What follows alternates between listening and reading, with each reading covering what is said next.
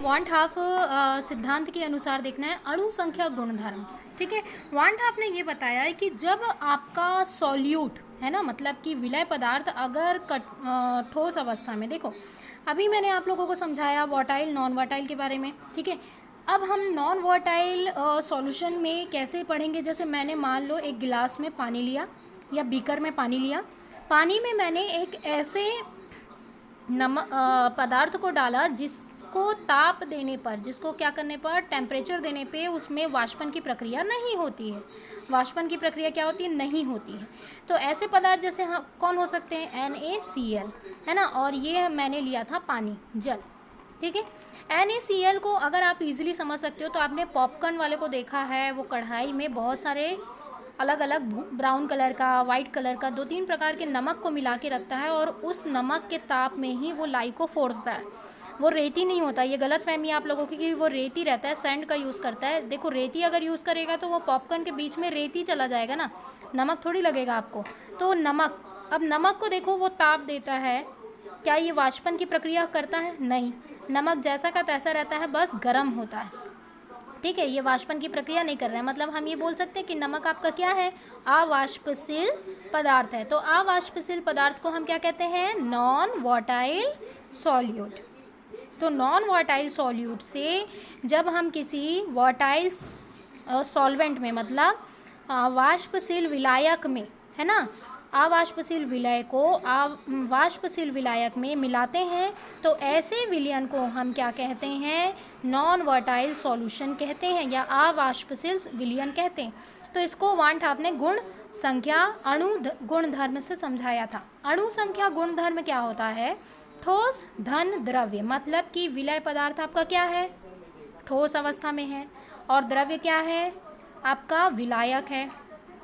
तो ऐसी परिस्थिति में जो बनने वाला विलयन होता है वो अणु संख्या गुणधर्म को प्रदर्शित करता है। अब कैसे, देखो किसी भी ग्लास में, जैसे मैंने ग्लास में नमक डाला है ना, अब ये जो मैंने यहाँ पे इसे गर्म करने के लिए चढ़ा दिया नमक डाल के, तो जो यहाँ पे द्रव्य है, जो वाष्पशील विलायक है, वो क्या करेगा, वाष्पन की प्रक्रिया करेगा।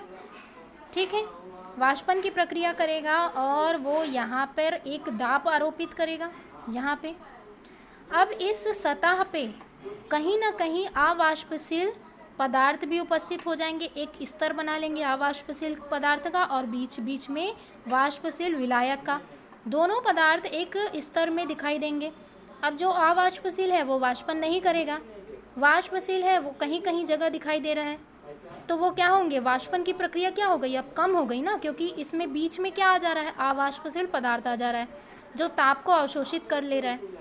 तो वाष्प दाब में क्या हो गई, कमी हो गई, कमी हो गई। तो ये कहने का मतलब है कि अगर ऐसे विलयन जिसमें विलायक का वाष्प दाब बहुत अधिक है, शुद्ध विलायक का वाष्प दाब अधिक है, अगर हम उसमें अवाष्पशील कोई पदार्थ को डालते हैं, विलय करते हैं, तो वो विलय पदार्थ के अणु संख्या, मतलब उनकी मात्रा पे निर्भर करेगा उनका वाष्पन की प्रक्रिया। ठीक है, या प्रेशर, टोटल विलयन का प्रेशर किस पे निर्भर करेगा, उसके विलय पदार्थ के संख्या पर निर्भर करेगा, अणुओं की संख्या पे, ना कि प्रकृति पे। यही चीज़ परिभाषा में वांट हाफ ने समझाया, वे सभी गुणधर्म जो विलयन में उपस्थित कुल कणों की संख्या तथा विलय कणों की संख्या के अनुपात पर निर्भर करते हैं, ना कि विलय कणों की प्रकृति पर, तो अणु संख्या गुणधर्म कहलाते हैं। ये 4 प्रकार के नियम पढ़ने मिलेंगे इसमें, वो कौन कौन से हैं देखते हैं। पहला आता है वाष्प दाब में आणविक अवनमन। अवनमन का मतलब होता है कमी होना। ठीक है, देखो वाष्प दाब में जो एकदम लोअरिंग बोल सकते हैं इसमें कि आपका relative lowering vapour pressure, RLVP इस नियम को बोला जाता है। कई बार इस नाम से प्रश्न आते हैं कि व्हाट इज मतलब RLVP किसे कहा जाता है, तो ये होता है relative lowering vapour pressure. Vapour मतलब वाष्प और ये दाब, वेपर प्रेशर। ठीक है, तो वेपर प्रेशर ये हो गया। तो वाष्प दाब में कमी आना मतलब RLPV होना। ठीक है, उसके बाद क्वथनांक में अवनमन, क्वथनांक में अवनयन नहीं उन्नयन होगा, ठीक है। उन्नयन मतलब बढ़ना, क्वथनांक का बढ़ना। हिमांक में अवनमन मतलब, हिमांक मतलब फ्रीजिंग पॉइंट में कमी होना। टेम्परेचर में क्या हो रहा है, बॉइलिंग पॉइंट में क्या हो रहा है, इंक्रीजिंग हो रहा है, बढ़ रहा है, और फ्रीजिंग पॉइंट में क्या हो रहा है, कमी आ रही है। परासरण दाब आपको मालूम है कि जो उच्च सांद्रता वाले हैं निम्न सांद्रता की ओर जो गमन करते हैं वो परासरण वाली प्रक्रिया हो रही है, ठीक है।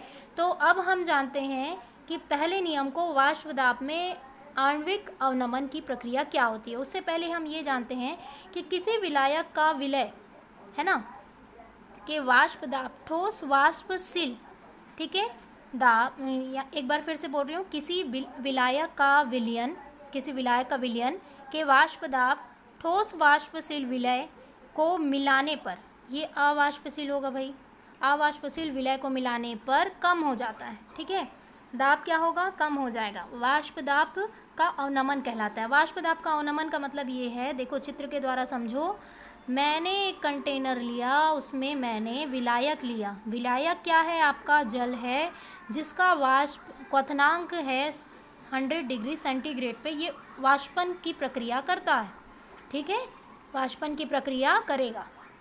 अब मैंने इसमें वाष्पन की प्रक्रिया इतने ताप में हो रहा है, टेम्परेचर में, ठीक है, तो इसका शुद्ध टेम्परेचर TB मतलब टेम्परेचर, और ये बॉइलिंग पॉइंट, और ये नॉट, ठीक है, T0B, तो ये हो रहा है। अब मैंने क्या किया कि इसमें 1 चम्मच मैंने क्या डाल दिया, नमक डाल दिया, ठीक है, ये अवाष्पशील पदार्थ हो गया NaCl, ठीक है।